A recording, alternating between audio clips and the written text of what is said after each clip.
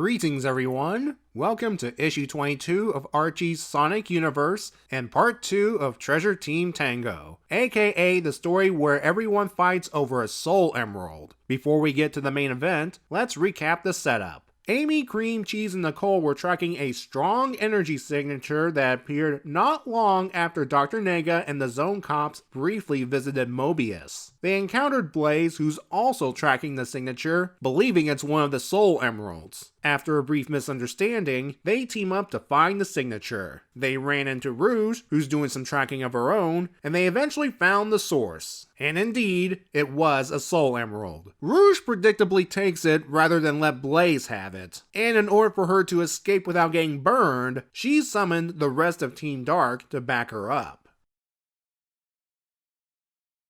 We start with a one-page look at Blaze's world, and things have gotten bad since we last saw it in issue 1. It serves the purpose of letting the audience know that Blaze was not kidding about her world's dependence on the Soul Emeralds. With that out of the way, let's get back to the actual tale. We have Team Dark, who's currently in possession of the Soul Emerald, and we have the fully solidified Team Rose, ready to take it back. Blaze calls out Shadow for aiding Rouge in taking the Soul Emerald after all she did with him back in issue 1. Plus, he too knows how important they are to her world. His response? That was then, this is now. You may now call Shadow a variety of names. The fight begins with Omega unloading a barrage of bullets and missiles at Team Rose? What the heck? Fortunately, Blaze is able to take care of them with her fire powers, proving once again she's the superior purple cat. According to Omega, this was a scare tactic. Yeah, some scare tactic alright. It was so wrong that his teammates called him out for it. Blaze has the appropriate response. Omega's so impressed by Blaze's fire powers, he starts to fall for her.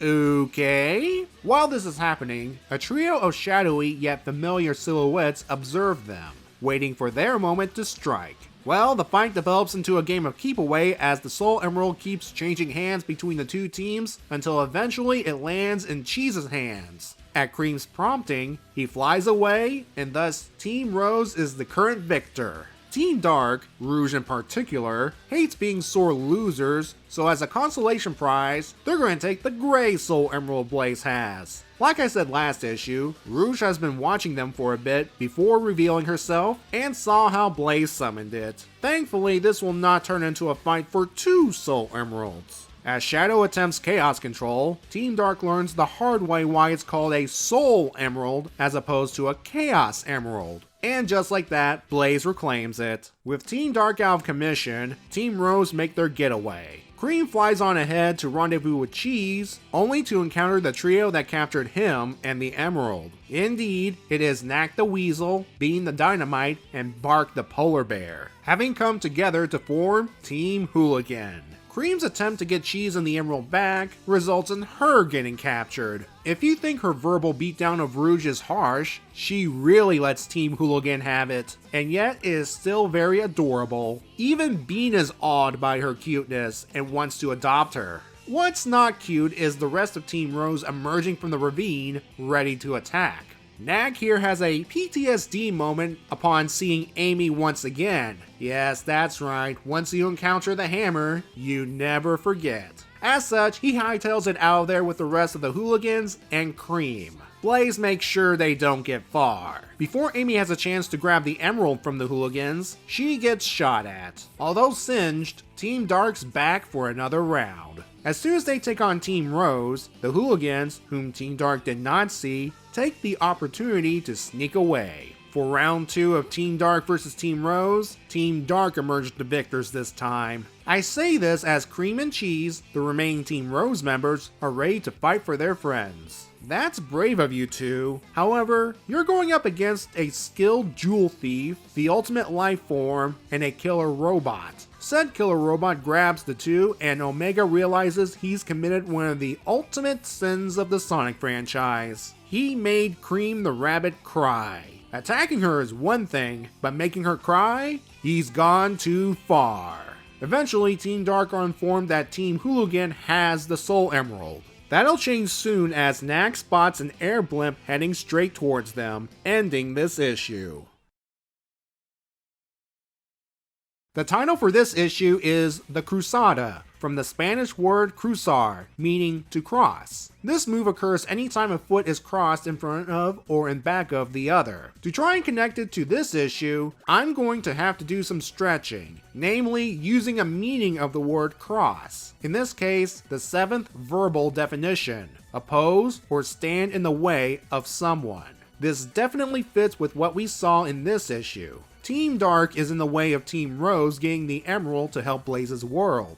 Likewise, Team Rose is the only thing keeping Team Dark from delivering the emerald to Gun. Add Team Hooligan and the 4th party we'll see next time into the mix, and you can see why this arc is a free-for-all for the Soul Emerald. The adjective definition for cross is annoyed, which is similar to angry, in a bad mood, etc. A number of characters fit the bill to be sure, like Cream going off on Team Hooligan and Blaze's attitude towards Shadow. Let's go ahead and address the latter. Shadow, you're an idiot. You helped Blaze and Marine stop Metal Sonic from terrorizing the Soul Dimension. Plus, they saved you from the water, and if it wasn't for the Chaos Emerald Blaze gave you, not only you'd be stuck in the Soul Dimension, Gun wouldn't have 2 Chaos Emeralds now. To side with Rouge in taking the Soul Emerald knowing that it would doom Blaze's world? Ugh.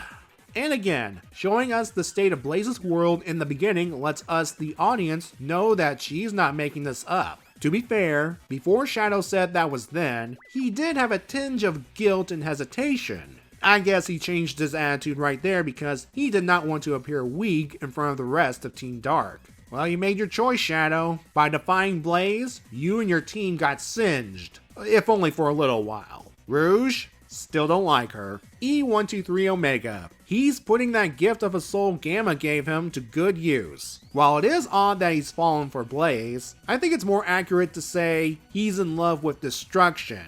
He's practically asking Blaze out on a destructive date after witnessing her destroying his scare tactic and later frying him. Eventually, he too starts falling for Cream's cuteness. I mean, come on, if you hate Cream, you are a monster. I do admire Cream and Cheese for stepping up, but they're still newbies. Cheese in particular lacks the destructive capabilities of his game counterpart. All I can say about Blaze and Amy in this issue is they are determinators. Blaze especially, since if she fails in her mission, her world is doomed. So let's move on to our new players, Team Hooligan. This is the first time Knack, Bean, and Bark are working together as a team. True, they appeared together in the past, but they have had their own thing going on. I guess after the Mogul Casino thing, they decided to team up permanently. While Knack has been a solo act until now, he has teamed up with the likes of his sister and those other weasels he took care of. Both those times, he could not stand them.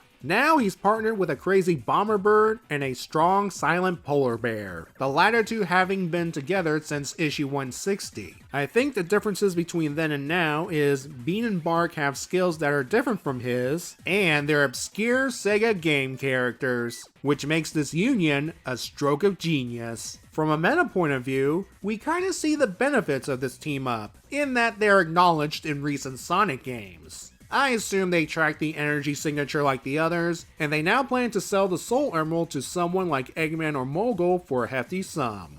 I'm giving this part an 8. The action is starting to pick up, and the addition of Team Hooligan definitely lightens the mood. In fact, I enjoyed all of the character interactions. I do have to wonder, is this moment with Cream and Team Hooligan a tiny nod to the story of Mice and Men? I'm probably projecting at this point. Once more, I still hate Rouge, and I want to slap some sense into Shadow. I think many of us are rooting for Team Rose at this point. Well, as hinted at by the final page, we're going to get even more characters in this arc. And if you're familiar with a certain Sonic Racing series, you already know whose blimp that is. See you in issue 23.